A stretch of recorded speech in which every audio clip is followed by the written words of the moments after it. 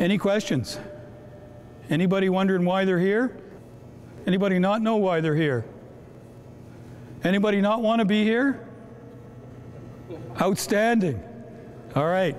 These soldiers know why they're here.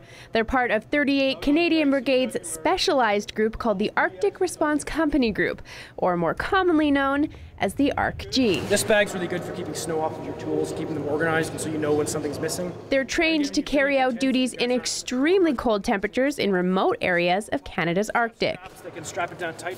It's a way to project our force in the north. So if there's an air disaster or there's a need to do any sovereignty type of patrolling, this is an ideal group to do that. So when you turn on the fuel, it'll fill up with They're here this weekend developing their skills with the ARC-G. But come Monday, many will return to 9-to-5 jobs. Others will return to classes as full-time students. So will be warm enough? Because this specialized group is mostly made up of part-time reservists. So right now I'm taking a 4-year major in microbiology. I am in the second year of the environmental sciences program. On evenings, weekends, and deployments, those studies and their civilian life is put on hold. Balancing the commitments has its challenges, but it also has its perks. Inside your magazine. For me personally, it's seeing the different parts of our country. Like it's all, you're never going to the same place twice. This group of reservists is training for their next northern exercise. It's called Exercise Arctic Bison 15. It will take them from Gimli to Grand Rapids, Manitoba by snowmobile. That's 300 kilometers up the frozen ice of Lake Winnipeg in the dead of winter.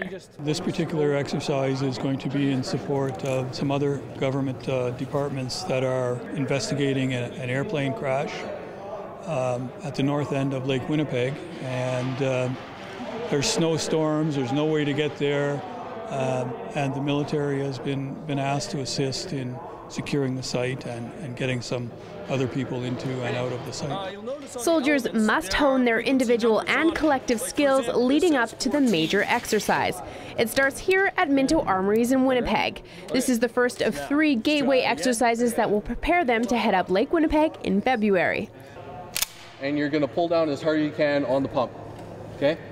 They call this a shakeout. It's to make sure everyone has their equipment and can test it in here, so they're prepared if it doesn't work out here. This is our first real winter exercise of the entire year. It's important because they've had a little skill fade over the summer. Now they're getting back into honing their winter warfare skills. Today, troops are keeping their skills sharp on the shooting range in case they encounter wildlife threats along Lake Winnipeg. They're also setting up their 10-man tents and learning what to do if their snowmobile breaks along the trek. They're preparing to handle anything that could possibly go wrong, from a gun jamming to a nasty snowstorm. I could talk from experience. When we were on our way to Arvit, we got snowed in an Arctic storm. It was just us. We couldn't be resupplied because of the weather. We were in the middle of an Arctic blizzard. So what we had with us, we had to survive with what we had. As training goes on, the temperatures will continue to dip and locations will get more remote. Challenges Pisanio, Gogo, and the rest of these reservists are eager to take on. These Arctic exercises that we go on, they're really interesting. You get to go on the land in Canada, you get to go see communities around Canada, and you know you're making a difference to Canadians.